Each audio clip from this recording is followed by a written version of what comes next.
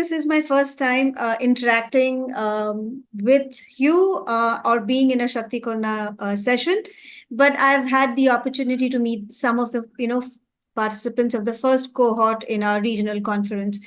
And from that experience, I know and I can say for myself and for all our partners there that, we all were really impressed. So we know what this program is. It's a program that is very important and, for WePOWER. And as Pranav said, we are looking forward to, upscaling it and taking it to the other countries. There are many factors which all of us know that affects women's participation in the energy sector. A lot of those are social barriers, which then translate into institutional barriers.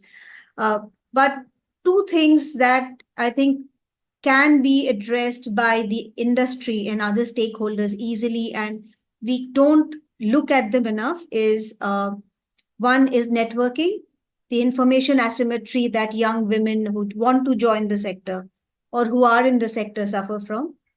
And I think the second is visibility of women leaders, which then, impede the ability of women to think a career progression in this sector. We know that a lot of women drop out of the sector because they don't clearly see a career progression in a very, very male-dominated sector.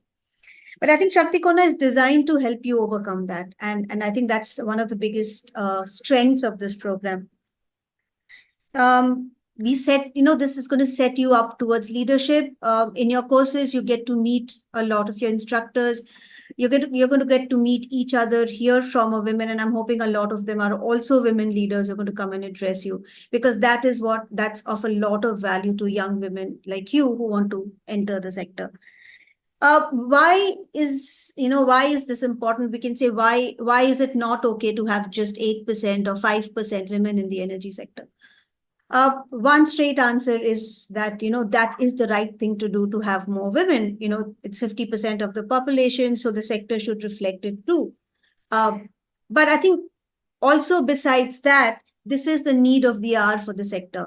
For the energy transition, for the world to, do the energy transition, for South Asia and Bangladesh to be able to achieve the green transition, we would need skilled human resources.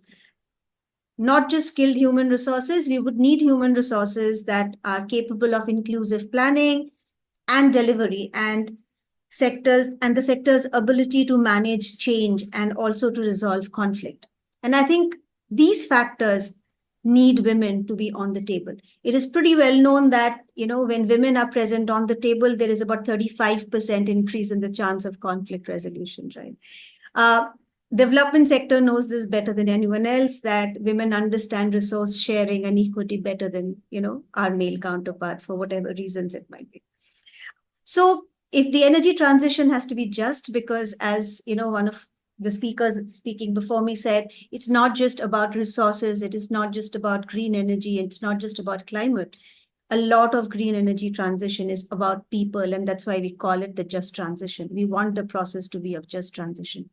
And I think that's why it is very, very important that women are there on the table, and not just as consumers or as prosumers, but also as decision makers. I was reading the presentation on Shoktikonna, which was sent to me, and I went through the interest areas that a lot of you had written. And the three things that I picked up was energy economics, development sector, and climate change. And they were amongst the largest areas of interest for you. Now, when we put the three of these together, there lies the future of the energy sector, right? Energy economics that can manage, climate change in a way that is just